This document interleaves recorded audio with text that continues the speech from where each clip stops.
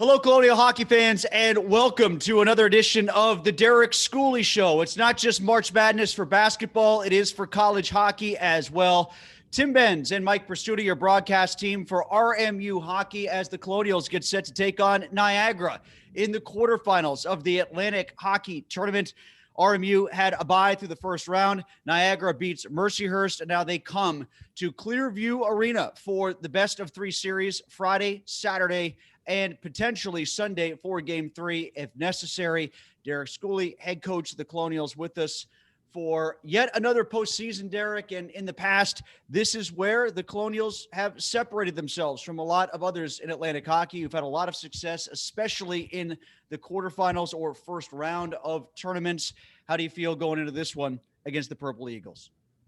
Well, first of all, obviously, we're playing a very hot Niagara team. And one of the things about the playoffs is you get, and we've seen it as a lower seed, you win a series and you get a little confident. And they've won two in a row. They played really well. They didn't win a series, but they played really well. And their one-game win over Mercyhurst on Monday. We've had really good practices this week. I feel really confident in our group. We've played at a high pace, but we haven't played for almost 19 days. And Niagara's played 4 games in that amount of time. And so I guess we will have to shake the rust off us very quickly. And that's something that comes with a bye. We earned that. We earned not playing in the first round. We earned playing at home, but we've got to be ready to go. And hopefully our practices that have been very, like I said, very good this week will translate into how we play on the weekend. Yeah, to your point, Derek, there usually isn't this kind of disparity in recent activity, but bye week is one thing. Niagara had a pause this season dating back to January 10th, didn't play again until February the 19th, but 5 games since then, 3-2, including that Mercyhurst game you referenced. Colonials, 2 games since February the 20th, both losses at RIT. How do you facilitate shaking that rust off in the practice time you have leading up to face-off? Well, we did some things last week as far as scrimmaging goes, and we've done a lot of special teams, and we've kind of fine-tuned our game. One of the things that we've had to do, one, you got to put the RIT series behind us. That was we dressed 8 defensemen. A couple of them played forward. We were missing a lot of our probably about 3 or 4, 5 guys that are in the lineup this weekend. So it, through quarantine and different COVID procedures. So we've got to just put that behind us. But for some of them haven't played a game since the beginning of February. So I'm sure they'll be excited to play, but we've got to be ready to go at pace, and we got to be ready to go with physicality. You can mimic the pace of a game, but you can't mimic the physicality. And we've had to do a little bit of conditioning to make sure that we're prepared potentially to play 3 games. And like I said, Niagara's got a very good hockey team, so we're going to be ready to go. We know that we've got to do it. We know we had success against Niagara. We went 4-0 during the regular season, but 2 of them were in overtime, and they both were come from behind varieties, such as scoring 2 goals in the last 7 minutes of the one game here at home, tying it with 8 minutes to go on the road at Niagara. So they've been close, they've been challenging, and they didn't have their starting goaltender any of those games. Chad Veltri, a Pittsburgh native's back in net, and they're 3-2 since he got healthy and has been able to play. You've mentioned the word pace, Derek, a number of times in this conversation. We've only been speaking for about 4 or 5 minutes, but I think I've heard you use that word 4 or 5 times. Not just to get you guys up to speed and playing college hockey pace again, I would imagine, but that's also a hallmark of what Jason Lammers likes to do with the Purple Eagles, correct? Yeah, their forwards are fast. They push pace up the ice. And if you watch the Mercyhurst game, I thought the pace of that game was very high. There was a lot of speed going on. I didn't think there was a lot of physicality in that game, but there was a lot of speed. Mercyhurst, their young freshmen are very quick, and they got a young hockey team, but the speed was there. And there were a lot of different things that happened in that hockey game. And the one thing that we've always done a very good job of is every play matters. And every play's got to matter. Every shot block, every time you get pucks out of the zone, every time you're disciplined not to take a penalty in the wrong spot. So that's something that we've really been harping on, is every play matters. And I think that's one of the reasons we went to 6 straight Atlantic Hockey Final Fours. We're 10-0 in 2 out of 3 series. And you hope that it sooner or later, that run is gonna be challenged. And when it has been challenged, we've responded in good ways. We went to 3 games a couple times, but we've got to make sure that we got to take the mindset of playing with pace, and every play matters in this series. Derek, you mentioned the 4 games against Niagara this year. Pretty good sample size in terms of knowing the opponent well. I watched that Mercyhurst Niagara game on Flow. I don't know how you if you get any kind of tape exchange, or if there's anything beyond the normal everyday methods of scouting, but you got to feel pretty good about knowing what you're up against. Well, it's been so long since we played them, and I'll tell you this: we beat them 6-1 at their place in Game 1, and they dominated us in the first period. I think the shots were about 17-6, and we came out of there with a 1-0 lead. And Noah West was outstanding. We weathered the storm, and we had a really good second period and opened up the third period, the floodgates. Same thing at home when we beat them 6-2. So I know that we can score in bunches. We have scored in bunches, but once again, we've got to shake that rust off and be ready to play and be strong around the net, be physical in front of our net. And, goaltending, special teams are a cliche, but once again, every play matters in playoff series. Derek, you mentioned how there was a lot of pace, but maybe not as much physicality in the last game that you watched. When it comes to you guys, how do you feel about the physicality that you bring on a regular basis, that you have brought this year? Is it where you would like it to be? And if so, who tends to bring it the most for you? Well, we've got big forwards and guys that play with size and strength. Obviously, the Granny Bear and Justin Adamo, and then Jordan Timmons on that line when he was healthy brought a lot of pace. And Jordan Timmons played a couple games against Niagara, probably 2 games against Niagara at the beginning. So he's familiar with them. And then obviously you got Perkusic, that is really the straw that stirs our drink. How Nick goes as far as chances, as far as opportunities. He scored or assisted on a whole bunch of goals when we've been trailing or coming back. And, once again, kind of you take the personality of your leaders, and our leaders of Nick Perkusic and Nick Jenny they've been outstanding this year as people and outstanding as leaders. We've kind of taken on those personalities. And then we've got a really good junior class and in leadership that are helping facilitate that with our 4 junior leaders in Spellacy and McCallion and Schaefer and Adamo. So we've got a good leadership group, and we've kind of taken on that personality of our leaders. And our leaders are brash, they're bold, they're big, they want to play heavy, they want to play physical. And Nick Jenny's not the biggest guy in the world, but he plays hard. McCallion and Spellacy compete extremely hard. And then you got Adamo and Schaefer that are big bodies that do the same thing. So that's kind of a personality of our hockey team right now. And I think everybody else follows.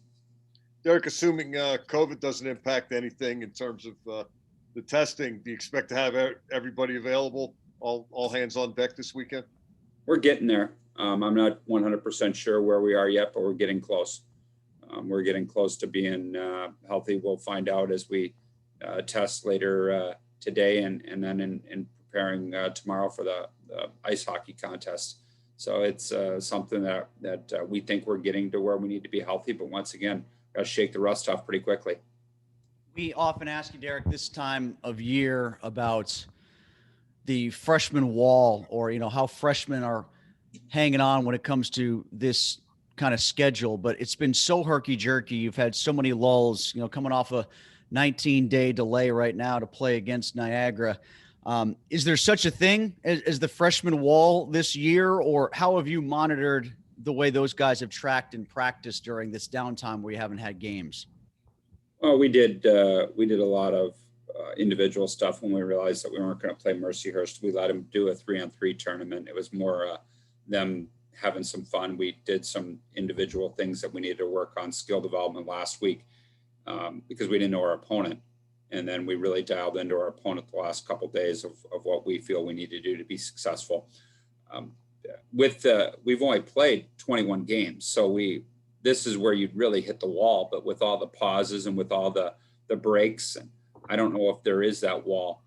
Noah West has handled a pretty heavy workload. He didn't have the best weekend against RIT, but he's been outstanding against Niagara.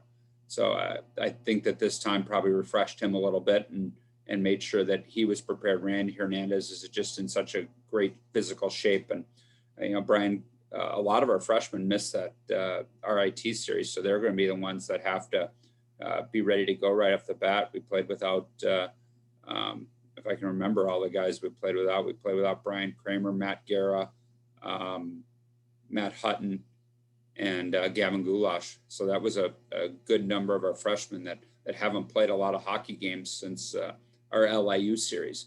So it'll be getting our freshmen back in the lineup and ready to go quickly, and remembering our systems and being able to play at the physicality and pace of college hockey playoffs.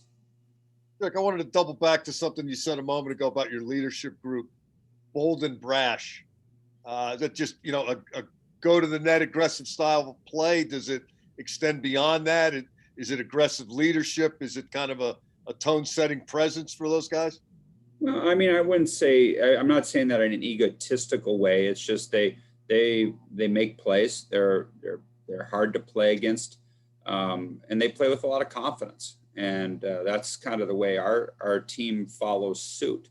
Once again, you use the word swagger a little bit, but I also think that I don't think there's an ego with our guys. Our guys have been through the wars. They appreciate the wars. They appreciate playing.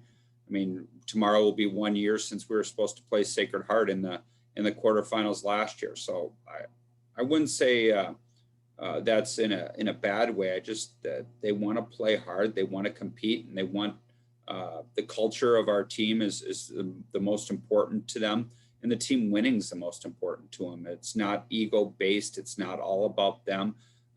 It's not about their place in the lineup or their position on when they go on the power play or anything like that. It's all about winning hockey games, and I think that's the most important thing. Derek, you just brought up that it's a year ago since the game against Sacred Heart was shut down. I don't know how you feel about this, but it doesn't feel like 365 days ago to me. It feels like about 750. It feels like 2 years into one since we've been waiting to see you guys back in college playoff hockey and sports getting back in general to as close to normal as humanly possible. How do you think your program has handled this? How do you think the athletic department has handled all this? And what do you think about finally getting back to playing playoff hockey again? Well, I think that we've handled this. Our team's done a very good job. You make sacrifices, and you're sacrificing for continuing to play hockey. And whether that means you don't go out on the weekends, whether it means you stay away from large gatherings, our guys have done a really good job of that. You can't control this virus of where it strikes. I think the last time we talked about this, and then next thing you know, we had a positive case, and it was from one of our guys that doesn't do anything. You can't control this, but you can control putting yourself in poor situations. And I think our guys have done a very good job of making sure that they know the hockey season is the most important thing. I can't say enough about our athletic department, our staff, all the people that are involved in testing, our trainers, our doctors, our associate athletic directors, head trainers. You can go down the list, and our full athletic department in support with Chris King, our athletic director, have done a great job in providing the resources needed to continue with not just playing ice hockey, but playing all sports. And I think I can't say enough good things about how Robert Morris University has handled this, and we're reaping the rewards of it as you see teams opting out of the playoffs, teams canceling their playoffs. And I'm knocking on wood right now because we still have some testing to do, but our athletic department has been outstanding. Our university has been very supportive, and through contact tracing, through everything. You can't say enough good things about how it's been handled here. And you hear the horror stories about other places that you get a positive case or contact, you're shut down for not just 14 days, but close to 28 days. And I think our university's done a great job of handling this whole scenario from 1 year ago today to now. Derek, I have just one last question for you. What color jerseys are the Colonials going to be wearing for Game 1 against Niagara? Well, I mean, I'm not going to tell you my lineup, but I mean, that's usually I surprise you with those kind of things. We'll be wearing white. We're going traditional white, and then we'll see if we have to pop into gray or not. But we've earned the right to wear white, and kind of we've been wearing everything. We've been wearing blue, we've been wearing gray, we've been wearing the red a little bit. But I think we'll be traditional as we head through the playoffs here. You know, I was going to suggest that you wear the Reds, but 2 reasons in retrospect that you shouldn't do that. Number 1, let's keep that in the hopper for the League Frozen Four. And number 2, red and purple. I don't know if I want to watch that for 2 days. Yeah, we're not. Red won't be worn. It'll be either white or gray, but you'll see white tomorrow. Derek, very purple, Tim. Yeah, I know. I've noticed that. Derek, should we also give a shout out to the women's team for winning their tournament championship? And they're going to play, I believe it's Monday, March the 15th at 2 p.m. at Erie Insurance Arena against Northeastern. And I don't know if anybody else saw how they did this, but they won 3 games starting 3 different goalies back to back to back every day to get through the tournament, including Molly Singlewald, who hadn't started at all her entire career until senior day, got 2 victories against Sacred Heart, shutouts, and then she got another shutout again in the tournament. So it's a heck of a ride for Paul Colantino and his team as well, is it not? Yeah, congratulations to Paul, Logan Biddle, my former player, who's been a longtime assistant, Jen Kindred, an RMU alum, their whole hockey team. I think one of the neat things about our relationship is Logan played for me. He's always up and around our office talking hockey. Paul's office is across the hall from mine.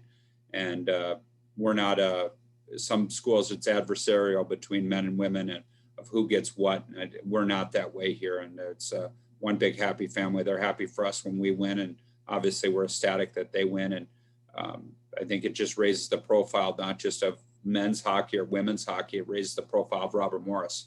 And it puts hockey on the map. And, the basketball teams have done great jobs here, but, we're raising a whole bunch of banners here at the Island Sports Center this year. And, they talk about Hoop Township. Would like to think we're on Hockey Island down here at Neville Island, but no, congratulations to them, and we're excited to watch them play, and hopefully we'll still be preparing to play at 2 p.m. on Monday, so we will have to miss that game as we practice, but congratulations to them. Derek, best of luck coming up against Niagara. Thanks for the time today. We can't wait to see playoff hockey again. We're excited for it. We want to get going, and hopefully, obviously, we'll talk next week with a road into our 7th straight Final Four, and our guys are prepared. We'll be ready to go. And you can listen to the games on the RMU Colonials Athletics Radio app, or you can watch them on Flow Hockey as well. For Mike Pursuta and for Derek Schooley, I am Tim Benz. Thanks for watching the playoff edition of the Derek Schooley Show here on RMUColonials.com.